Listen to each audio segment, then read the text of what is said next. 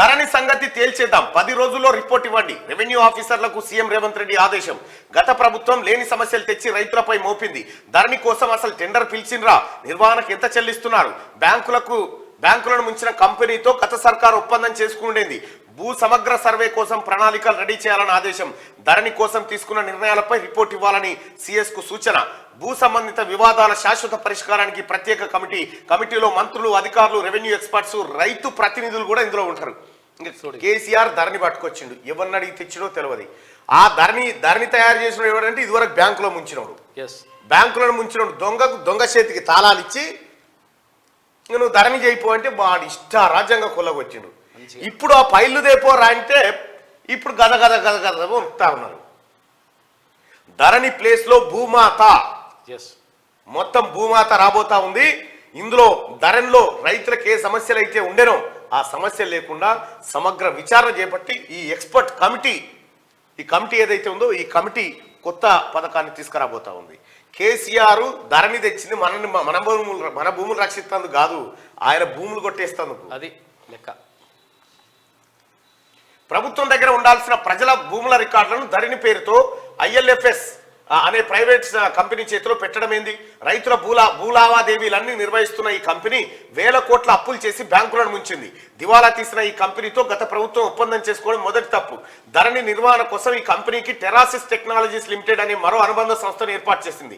ఇందులో 49% వాటాను 2021 November 25న టెరాసిస్ company Philippines దేశానికి చెందిన ఫాల్కన్ కంపెనీకి 1275 కోట్లకు అమ్ముకుంది.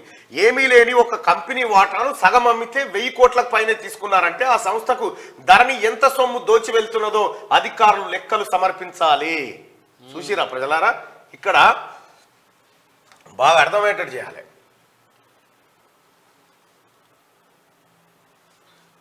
ఇక్కడ ILFS అనేటువంటి కంపెనీ, ప్రైవేట్ కంపెనీ. వాస్తవానికి కూడా ఇది రైతులు బాగా గుర్తుపెట్టుకోవాలి. వీళ్ళు చేసిన పెంట ఏందనేది.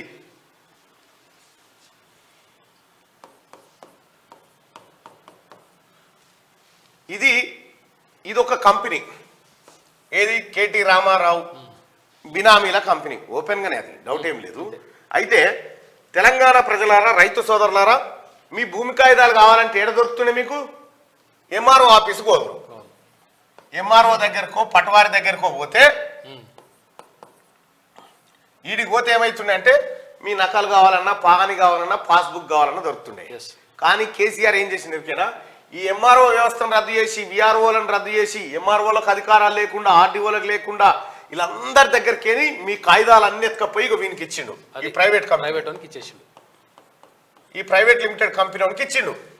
ఈ కాగితాలన్నీ ఎత్తుకపోయి వీనికి ఇచ్చిండు. వీడు ఎవడంటే ఇదివరకు బ్యాంకులను ముంచిండు, డిఫాల్టర్. బ్యాంకులను ముంచినోడు,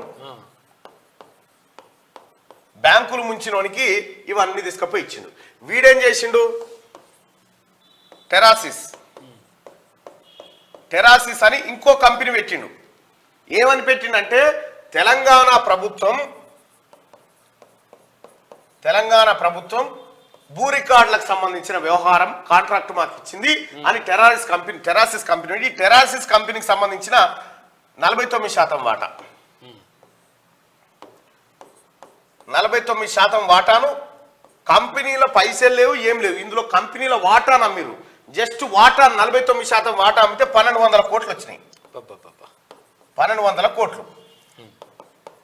ఫిలిప్పీన్స్ కంపెనీకి అమ్మిరు. ఆ వాటా అమ్మితే 1200 కోట్లు వచ్చినాయి. ఇక్కడ ఏమిట్లకేం లేదు, కంపెనీలో ఏ కాన పైసలు లేవు, 1200 కోట్లు ఎట్లా వచ్చినాయి ఈ కంపెనీకి? కేటీ రామారావు మాయాజాలం ఇదంతా. మీ రికార్డులన్నీ వీనికిస్తే వీడు ఇక భూమి ఒకనికి అసలు మీ భూ రికార్డులే లేవు. ఇప్పుడు ధరణి తెచ్చి మీ భూ రికార్డులే లేకుండా చేసిండు. ఈ ధరణి కథ ఇక వీడే, ఈ కంపెనీ కూడా ఈ ధరణి చేస్తాడు. ధరణికి సంబంధించి మొత్తం కేటీ రామారావు బినామీలే. తెలంగాణ రాష్ట్రంలో భూ సంపద మొత్తం వీని చేతుల్లోకి వెళ్ళిపోయింది. ఇప్పుడు పట్వారి దగ్గర లేవు కాగితాలు, MRO లేవు, మీకు వీడికి వెళ్ళిపోయినాయి. ఏమంటున్నాడు ముఖ్యమంత్రి రేవంత్ రెడ్డి గారు? ఈ దొంగల దగ్గర ఉన్న కాగితాలు తీసుకొచ్చి మళ్ళీడ పెడతా అని చెప్తున్నాడు, మీకు అందుబాటులో పెడతా అని చెప్తున్నాడు. ఇది చేయొద్దట, ఇది చేస్తే మా బండారం బయట పడుతుంది అంటాడు. ఇప్పుడు అందుకే గడగడ వణుకుతా ఉన్నారు. ఇప్పుడు ఏమీ లేని అసలు పడావబడ్డ చేన్ని ఎవడన్నా పైసలు పెట్టుకుంటాడా? లూటిపోయిన చేనులా, లూటిపోయిన చేనులా ఎవడన్నా పంట కొట్టుండొచ్చునా? కొన్నరు ఇల్లు. ఇదే కథ. 1275 కోట్లకు అమ్ముకుంది టెరారిసిస్ కంపెనీ. ఫిలిప్స్ దేశానికి చెందిన ఫాల్కన్ కంపెనీ అని అమ్ముకున్నారు. గత ప్రభుత్వం ధరణి పోర్టల్ తీసుకువచ్చి లేని సమస్యలు రైతులపై మోపిందని సీఎం రేవంత్ రెడ్డి అన్నారు. అసలు ధరణి పోర్టల్ ఏ ప్రాతిపదికన రూపొందించారు? ధరణి నిర్వహణకు అసలు టెండర్ పిలిచారా?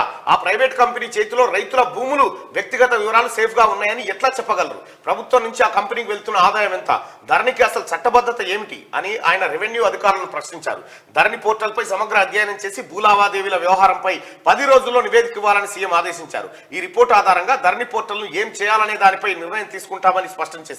రాష్ట్రంలో భూ సంబంధిత వివాదాల శాశ్వత పరిష్కారం కోసం మార్గదర్శకాలు ప్రతిపాదించేందుకు ప్రత్యేక కమిటీని ఏర్పాటు చేయాలన్నారు. భూ సమగ్ర సర్వే నిర్వహించేందుకు ప్రణాళికలు సిద్ధం చేయాలని ఆదేశించారు.